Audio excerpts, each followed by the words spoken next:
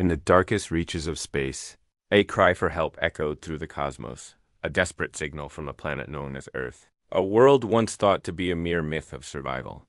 For centuries, the Zephyrians and Xerians had witnessed countless worlds thrive in harmony, untouched by the chaos of war. But the signal, this SOS was unlike any they had ever encountered. It was a beacon of resilience, a cry from a planet ravaged by its own predators, a world of warriors forged in the fires of endless conflict. What they didn't know was that Earth wasn't just a death world. It was a place where survival was the ultimate test. And its people, far from helpless, had mastered the art of overcoming the impossible. And when those alien powers saw this, they would learn the true cost of underestimating humanity. Now, with the entire galaxy watching, the stage is set for a battle like no other, where the fate of an empire will be decided by a species that has never known defeat. The Deathworlders are coming. First contact with Terragear. Lyra Moonwhisper's crystalline fingers trembled as she adjusted the quantum resonance detector for the third time that morning.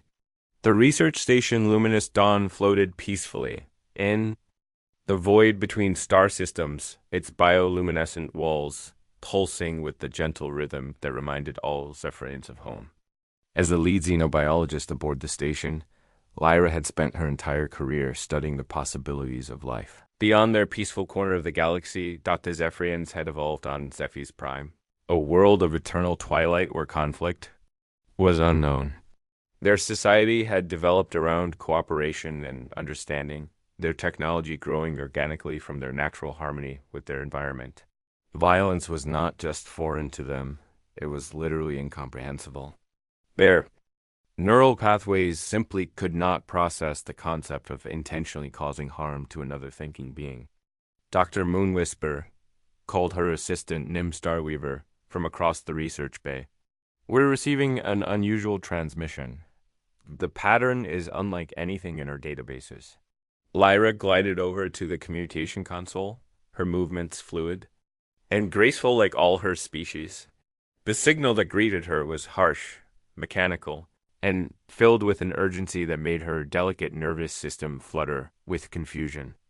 The translation matrix worked slowly, struggling with the alien linguistic patterns. "This is Captain Rex Thorne of the exploration vessel Terra's Hope," the voice crackled through the speakers. "We are under attack by unknown hostile forces. Our colony on Kepler 442b has been destroyed. Requesting immediate assistance from any friendly civilizations. We are losing this fight." The transmission cut to static, then resumed with different voices, all carrying the same desperate urgency. Reports of destroyed settlements, burned worlds, and systematic extermination campaigns. Lyra felt her bioluminescent skin dim with distress. These beings called themselves humans, and they were crying out for help across the void. "Nem, begin a full analysis of their transmission origins," Lyra ordered, her musical voice carrying notes of worry that her assistant immediately recognized. "And contact the council. They need to know about this immediately." As the hours passed, more human distress calls reached the station. Each one painted a clearer picture of the horror these beings faced. An empire called the Xerians was systematically hunting down human settlements not for conquest or resources, but for what they called pest control. The breakthrough came when Nim managed to trace one of the signals to its source. The data that appeared on their screens left both Zephyrians speechless. The human signal originated from a world that their sensors classified as a Class 12 death world. "That's impossible," Nim whispered, his natural glow flickering with shock. "Intelligent life cannot evolve on a death world. The environmental pressures would prevent complex neural development." Lyra stared at the readings in wonder and terror. The planet these humans called Earth showed temperature variations that would kill any Zephyrian instantly. Atmospheric storms that could level mountains. Gravitational forces that would crush their delicate bone structure. Geological activity that made their homeworld's gentle fluctuations seem like whispers. And yet they're out here, Lyra murmured. They've built starships, established colonies, developed communication technology. They've accomplished all of this while living on a world that should have killed them before they ever developed intelligence. A new transmission suddenly filled their communication chamber, but this one was not human. The voice was cold, mechanical, and filled with an arrogance that made both Zephyrians instinctively recoil. Attention, unknown vessels detecting human. Communications, the voice began. This is Commander Vex Shadowclaw of the Zarian Imperial Fleet. You are advised to ignore all transmissions from the human infestation. These primitive creatures have illegally expanded beyond their death world and are contaminating peaceful star systems with their violent nature. The Zarian Empire is conducting a necessary cleansing operation. Lyra felt something she had never experienced before, a burning sensation in her chest that her species had no name for. Later, she would learn that humans called it anger. Cleansing? Operation? She said, her voice losing its musical quality and becoming sharp. They're systematically murdering an entire species. Dr. Moonwhisper, Nim said nervously. We should contact the Council immediately. This is far beyond our authority to handle. Before Lyra could respond, another human transmission broke through, stronger and clearer than the others. This voice was different, controlled, and determined despite the desperation underneath. This is Captain Rex Thorne, broadcasting on all frequencies. We know someone is listening out there. We've detected response signals from the Zephyrin Research Station. Luminous Dawn. If you can hear this, please understand that we are not asking you to fight our battles for us. We know that most species in the galaxy have evolved in peace. But if you have any influence, any ability to contact others who might help, please try. We're not just fighting for ourselves anymore. The Zarians have made it clear that they consider any species that shows sympathy for humans to be equally contaminated. They're coming for anyone who helps us. The transmission paused, filled with the sound of weapons fire and shouting in the background. We are what you probably call Deathworlders, Rex's voice continued. We evolved on a planet that tried to kill us every single day. We learned to fight back, to adapt, to never give up no matter how impossible the odds seemed. But we also learned something else. We learned to protect those who can't protect themselves. We learned that strength means nothing if you don't use it to help others. If we fall here, the Zarians won't stop with us. They'll hunt down anyone who showed U.S. kindness, anyone who believed we deserved to exist. Lyra made a decision that would change galactic history. She opened a return channel. Captain Thorne, this is Dr. Lyra Moonwhisper of the Zephyrian Research Station, Luminous Dawn. We hear you. We cannot fight, but we can do something else. We can tell others about what's happening. We can make sure the galaxy knows about your courage and the Zarians' cruelty. The silence that followed seemed to stretch across the void between stars. Dr. Moonwhisper. Rex's voice finally came back, thick with emotion that even the translation matrix couldn't fully convey. Thank you. Just knowing that someone out there cares, it means more than you could possibly understand. Over the next few days, Lyra worked tirelessly to broadcast the human situation across every communication network she could access. The response was not what she had hoped for. Most species, upon learning that the humans were Deathworlders, immediately cut all communication. The very concept terrified them, but not all. On the fourth day, Lyra received a transmission that made her bioluminescent skin flare with hope. It came from the Altarian Freedom Coalition, a group of species that had been fighting their own struggle against Zarian expansion for decades. Dr. Moonwhisper, the message began. We have heard your broadcasts about the humans. We too have felt the weight of Zarian oppression. If these Deathworlders are truly willing to fight, not just for themselves, but for others, then perhaps it is time for all of us to stand together. More messages followed. The Centauri Mining Guild, tired of Zarian taxation without representation. The vegan agricultural cooperatives, angry about forced relocations. The Proxima Defense Networks, who had been quietly preparing for War 4. Years that each group had the same message. They had been afraid to stand alone against the Zarian Empire. But if the humans were willing to fight, if these Deathworlders would stand with them, then perhaps there was hope. Lyra prepared one final transmission to Captain Rex Thorne, her heart racing with an emotion she was only beginning to understand. "Hope, Captain Thorne, this is Dr. Lyra Moonwhisper. Your message has been heard throughout the galaxy. You said you learned to protect those who cannot protect themselves. Well, Captain, you have just taught dozens of species that they don't have to be helpless. They don't have to bow to the Zerians. A coalition is forming, Captain, and they're all waiting for Earth's response." When Rex Thorne's reply came through, Lyra could hear the sounds of preparation in the background. Ships powering up, crews being assembled, weapons being loaded. "Dr. Moonwhisper, this is Rex Thorne. Tell the coalition that Earth has received their message. The human fleet is mobilizing. We've spent our entire existence fighting to survive on a world that wanted to kill us. Now we're going to fight to protect worlds that deserve to live in. Peace.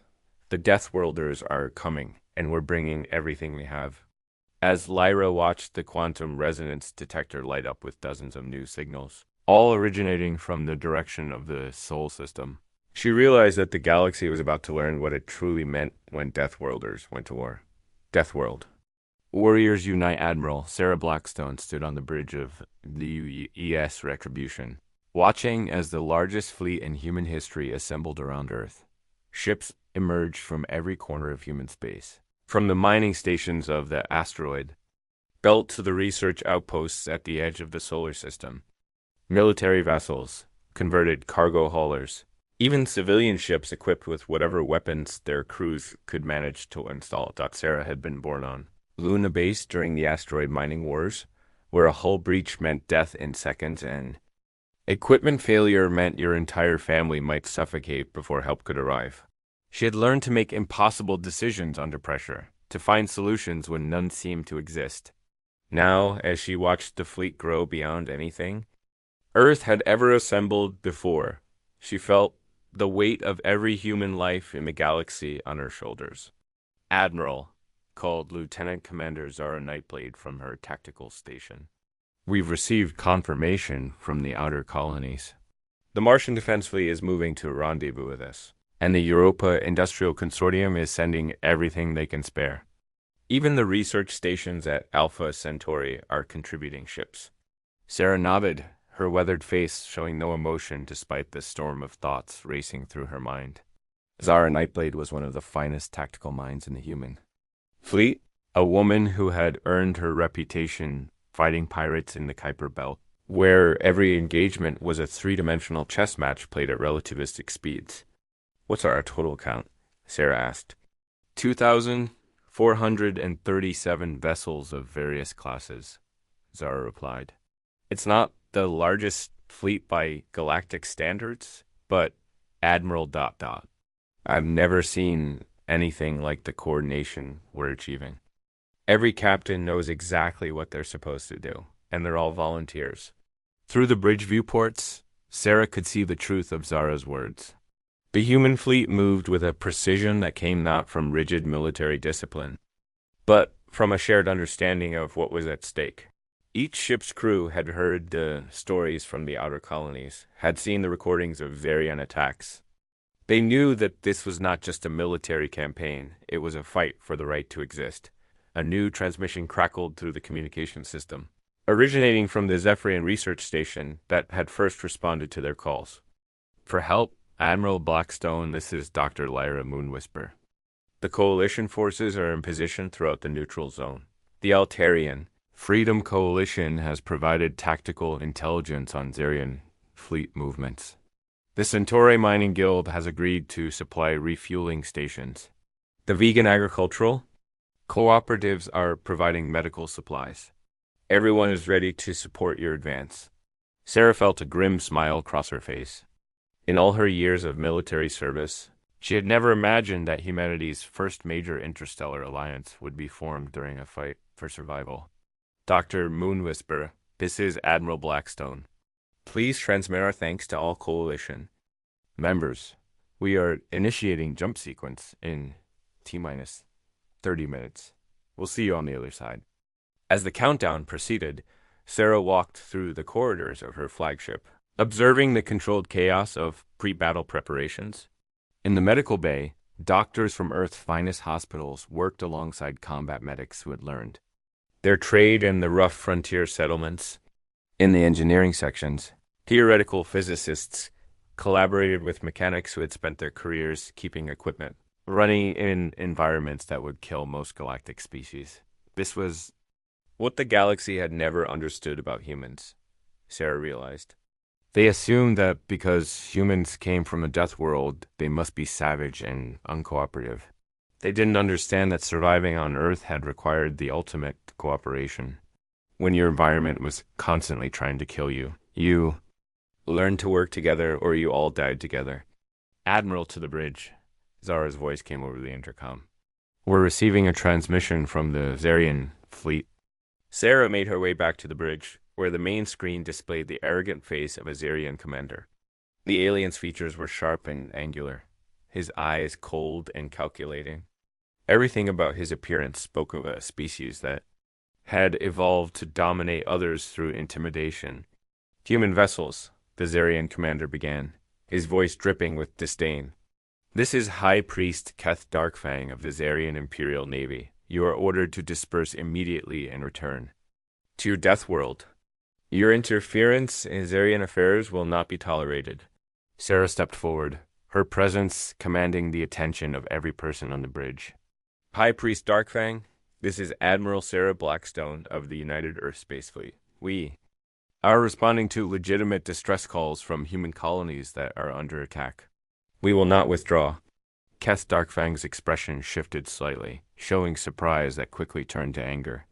Admiral Blackstone, you speak as if your primitive species has any authority in this matter. The Zarian Empire has conquered thousands of worlds. We have eliminated dozens of species that dared to challenge our supremacy. You Deathworlders may be hardy, but you are still just animals pretending to be civilized. The bridge fell silent, every human present feeling the weight of the insult. But Sarah's response was calm and measured. High Priest, you made a fundamental error in your calculations. You assume that because we come from a harsh world, we must be like you, conquering through fear and intimidation. But you're wrong. We learned to survive by protecting each other. We learned to thrive by helping those who needed help. And we learned to fight by standing up to bullies who thought their strength gave them the right to hurt others. Keth Darkfang leaned forward, his eyes narrowing. Pretty words, Admiral. But words will not save you when you face the full might of the Zarian Empire. We have weapons that can crack planets. Ships that can move faster than your primitive minds can comprehend. Soldiers who have never known defeat. Sarah smiled, and for the first time, Keth Darkfang seemed to hesitate. High Priest, let me tell you something about Deathworlders. We don't win fights because we have the best weapons or the fastest ships. We win because when everyone else gives up, we keep fighting. When everyone else runs away, we move forward. When everyone else says it's impossible, we find a way to make it possible. The transmission ended abruptly, leaving the bridge in tense silence. Admiral, Zara said quietly, long-range sensors are detecting a massive Zarian fleet moving to intercept us. At least 5,000 ships, including several of their planet-killer dreadnoughts. Sarah studied the tactical display, her mind already working through dozens of possible scenarios and counter-strategies. Zara, send a message to all ships. Remind them that we're not fighting to win a glorious victory. We're fighting to protect people who can't protect themselves. We're fighting to prove that might doesn't make right. We're fighting to show the galaxy that Deathworlders fight for life, not death. As the human fleet entered hyperspace, Sarah thought about the coalition of species that was counting on them. The gentle Zephyrians who had risked everything to spread the word about human persecution. The various rebel groups who had been fighting hopeless battles against Zarian oppression for decades. The countless innocent beings on worlds throughout the galaxy who lived in fear of Zarian expansion. They were all depending on a species that had learned to fight on a world where the weather could kill you. The animals could kill you, The plants could kill you, and sometimes even the ground beneath your feet could kill you. They were depending on beings who had spent their entire evolutionary history learning that survival meant working together, protecting the weak and never giving up no matter how dark things seemed. Admiral, Zara reported, we're receiving signals from Coalition forces throughout the target system. They're all reporting the same thing. Wherever the Xerians expected to find frightened, scattered resistance, they're finding organized, coordinated defenses. The mining guild has turned the asteroid fields into defensive positions. The agricultural cooperatives have converted there. Transport ships into supply vessels. Even the research stations are providing technical support. Sarah nodded, feeling a warmth in her chest that had nothing to do with the ship's life support systems. Zara sent a message to the entire fleet. Tell them that we're not going into this fight alone. We have allies, and those allies are counting on us to show them what it means to be strong enough to protect others, instead of just strong enough to destroy them. As the human fleet emerged from hyperspace at the edge of the Xerian-controlled system, Sarah watched the tactical display fill, with red dots representing enemy ships. The Xerians had assembled a force that outnumbered the humans more than 2-1. But something about their formation seemed wrong. Admiral, Zara said, studying her screens with growing excitement. The Xerian fleet is deployed in a standard intimidation pattern. Maximum visual impact, designed to make the enemy surrender before the fighting even starts. But Admiral, that formation has massive gaps in coverage. If we can punch through their forward lines, ... Sarah smiled grimly. The Xerians had never faced an enemy that refused to be intimidated. They had never fought a species that got more determined as the odds got worse. They were about to learn what happened when Deathworlders went to war, not for conquest, but for protection. All ships, Sarah broadcast to the fleet. This is Admiral Blackstone. Today we show the galaxy what humans really are. We are the species that looked at a world trying to kill us and decided to make it our home. We are the people who saw the vastness of space and decided to explore it. We are the beings who heard cries for help from across the void and decided to answer them. Today, we fight not as conquerors, but as protectors. Today, we show the universe what Deathworlders can accomplish when they fight for life instead of death. The human fleet moved forward, each ship's crew knowing that they carried the hopes of every peaceful species in the galaxy. When Deathworlds, Collide General Marcus Ironwell watched from the command deck of the Assault Transport Titans. Hammer as the largest space battle in galactic history unfolded around them.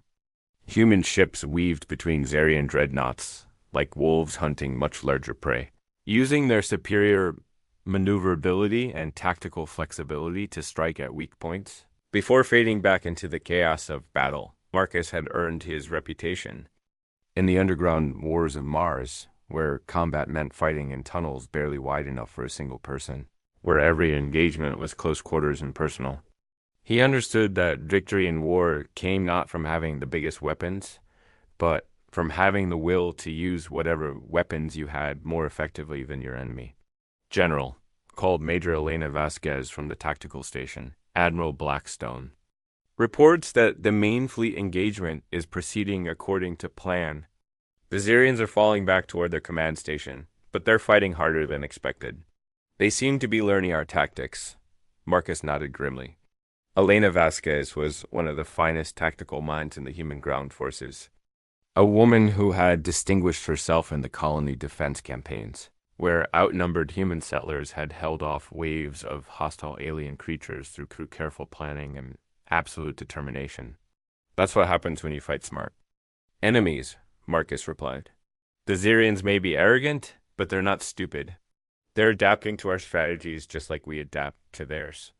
Through the viewports, Marcus could see the massive bulk of the Xerian command station growing larger as their assault transports moved closer. The station was a monument to Xerian imperial power, a vast structure that could house millions of beings and coordinate the activities of entire star systems. It was also the nerve center of their campaign against humanity and their coalition allies. General, Elena reported, We're receiving a transmission from the station. It's addressed to you personally.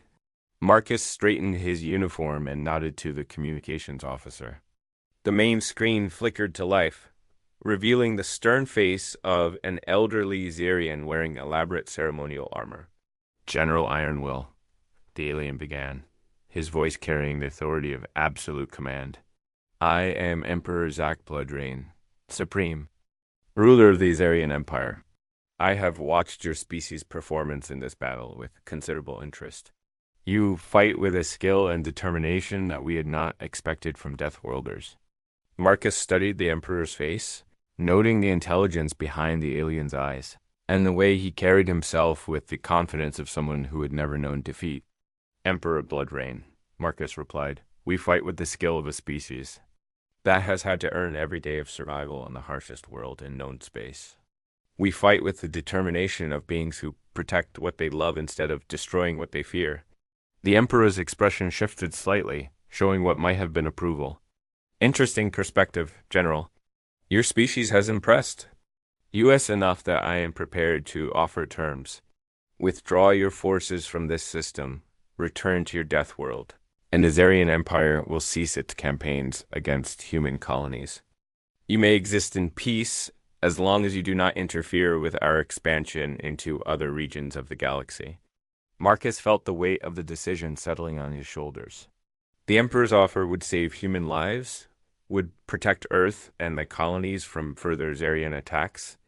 All he had to do was abandon the coalition allies who had risked everything to support humanity's fight for survival.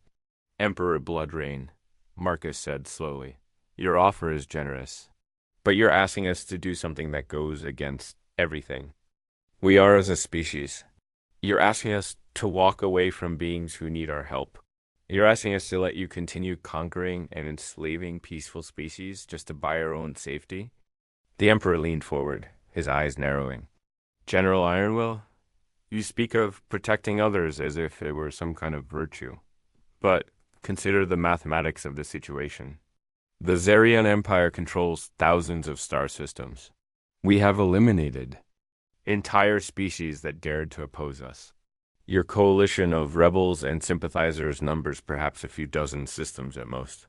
Even if you win this battle, even if you destroy this command station, you cannot defeat our entire empire. All you will accomplish is ensuring that more of your own people die in a futile gesture. Marcus looked around the command deck at the men and women preparing for the assault on the station. These were people who had volunteered for the most dangerous mission of the war, knowing that many of them would not return home. They had made that choice not because they loved war, but because they loved peace enough to fight for it. Emperor, Marcus said, you keep talking about mathematics and strategy as if war were just a game of numbers. But you're missing something fundamental about humans. We don't fight because we think we can win easily. We fight because some things are worth fighting for regardless of the odds. The Emperor's expression hardened. Pretty words, General. But your Death World philosophy will not protect you from the reality of superior firepower. Observe. The screen shifted to show tactical displays of the space battle raging around the command station. Marcus could see that the Xerians had committed their reserve forces, bringing the total enemy fleet to nearly 8,000 ships against humanity's 2,400. As you can see, the Emperor continued, your fleet is outnumbered more than 3-1. Your Admiral Blackstone fights well, but mathematics will prevail. Your ships are being destroyed faster than you are destroying ours. In another hour, your fleet will be reduced to scattered survivors, fleeing for their lives. Marcus studied the tactical display more carefully, his trained eye picking up details that the Emperor seemed to have missed. Emperor, you're right that we're outnumbered. But you're looking at the wrong numbers. You're counting ships. But war isn't won by ships. It's won by the people who crew those ships. The Emperor frowned, clearly not understanding Marcus's point. Observe more carefully, Marcus continued. Every time one of our ships is destroyed, the crew fights to the end, taking as many of your ships with them as possible. Every time one of your ships is damaged, the crew surrenders or flees. You have more ships, but we have more determination. As if to illustrate his point, the tactical display showed a damaged human cruiser ramming a Zarian dreadnought, both ships exploding in a brilliant flash that lit up the surrounding space. People fight like it's a job, Marcus continued. Our people fight like it's the most important thing they'll ever do. That's the difference between an empire built on fear and a coalition built on hope. The Emperor's face showed the first signs of uncertainty Marcus had seen. Even if that is true, General, you still cannot win. We will simply call for reinforcements from other sectors. We will continue to send fleets until your resistance is crushed. Marcus smiled, and for a moment he looked exactly like what he was. A predator who had just realized his prey was about to make a fatal mistake. Emperor, you just made the same error that every bully makes eventually. You assumed that the only people who would stand up to you were the ones you were directly threatening. But bullies never learn the most important lesson about Deathworlders. And what lesson is that? When Deathworlders fight for something they believe in, they don't fight alone. As if on cue, new contacts began appearing on the tactical display. Ships emerging from hyperspace in formations that had never been seen before in galactic history. Zephyrian research vessels converted into electronic warfare platforms. Altarian mining ships equipped with industrial cutting lasers. Vegan agricultural. Transports carrying supplies and medical equipment. Centauri exploration vessels loaded with technical specialists. Emperor, Marcus said, watching the alien's face go pale as he realized what was happening. Meet the coalition. Every species you've bullied, every world you've threatened, every civilization you've dismissed as too weak to matter. They're all here, and they're all fighting together for the first time in galactic history. The tactical display showed the true scope of what was happening. The coalition fleet numbered in the tens of thousands. Ships from hundreds of different species, all working together with a coordination that should have been impossible given their different technologies and tactical doctrines. This is impossible, the Emperor whispered. Different species cannot coordinate their military efforts. The linguistic barriers alone should prevent any meaningful cooperation. Emperor, Marcus said gently. That's the other thing you never understood about death. Worlders, we don't just fight for ourselves. We fight for the idea that different doesn't mean inferior. We fight for the belief that diversity makes everyone stronger. And most importantly, we fight for the principle that strength means protecting others, not dominating them. The screen showed Admiral Blackstone's flagship coordinating the massive coalition fleet with a precision that seemed to border on telepathy. Human ships working in perfect harmony with alien vessels whose crews they couldn't even communicate with directly, united by a shared understanding of what they were fighting for. General Ironwill, the Emperor said, his voice now carrying a note of something that might have been respect. Your species has accomplished something that our best strategists believed was impossible. You have united the galaxy against us. Marcus nodded solemnly. Not against you, Emperor. For something better. We've shown the galaxy that it's possible to be strong without being cruel. We've proven that it's possible to win without destroying everything you touch. And most importantly, we've demonstrated that when people fight for each other instead of against each other, there's no limit to what they can accomplish. The assault on the command station proceeded with the same coordinated precision that had characterized the entire battle. Human Marines fought alongside Altarian commandos, while Zephyrian technical specialists worked with vegan medical teams to secure critical systems and care for both wounded allies and captured enemies. When Emperor Zach Bloodrain finally surrendered, he did so not to a conquering army, but to a coalition of species that had learned from humanity's example that true strength came from protection, not domination. 6 months later, Dr. Lyra Moonwhisper stood in the newly constructed Galactic Cooperation Center, watching as representatives from thousands of species worked together to establish the first truly inclusive interstellar government in galactic history.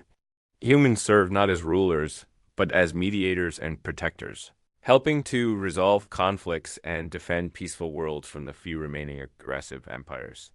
The galaxy had learned an important lesson from the Deathworlders, that the harshest environments produce not the cruelest beings, but the most cooperative ones. That true power came not from the ability to destroy, but from the willingness to build something better. And in the depths of space, human ships patrolled the trade routes and colonial regions, no longer fighting for survival, but serving as guardians of a galaxy that had finally learned to grow by growing together.